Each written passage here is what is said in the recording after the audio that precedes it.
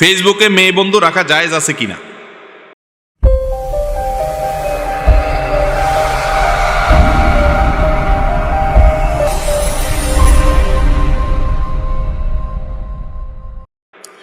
ফেসবুকে ফ্রেন্ড লিস্টে কোনো মেয়েকে বন্ধু হিসেবে রাখবেন কিনা? এর উত্তর হলো, যদি কোনো মেয়ে বন্ধু আপনার ফেসবুকে অ্যাড করেন, তার সাথে চ্যাটিং করার সুযোগ তৈরি হবে, সে কমেন্ট করবে, সে লাইক করবে, তার আপনার পোস্টে সে লাভ রিয়্যাক্ট দিলে আপনার ভিতরে উতাল ফতাল শুরু হয়ে যাবে, এরকম আশঙ্কা যদি হয়, তাহলে সেক্ষেত্রে ওই মেয়ে বন্ধু নিজের ফ্রেন্ড তালিকায় রাখা জায়েজ হবে না।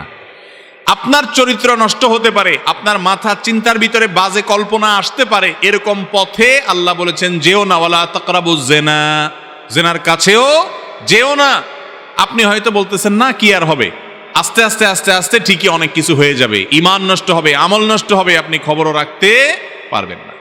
আর যদি এরকম না হয়, আপনি চিনেন জানেন সিনিয়র কোনো মানুষ বা এমন মানুষ যে ফালতু কোনো মানুষ না, আপনি জানেন শুনেন বুঝেন, এবং তার সাথে আপনার বন্ধু তালিকায় থাকলে আপনার লেখা, আপনার বক্তব্য, আপনার ভালো ভালো পোস্ট সে দেখবে, তারটা আপনি দেখবেন, সেও ভালো মানুষ, এরকম উদ্দেশ্য থাকে এবং ফিতনার ভয় যদি না থাকে, তাহলে সেক্ষেত্রে এটা জায়েজ আছে।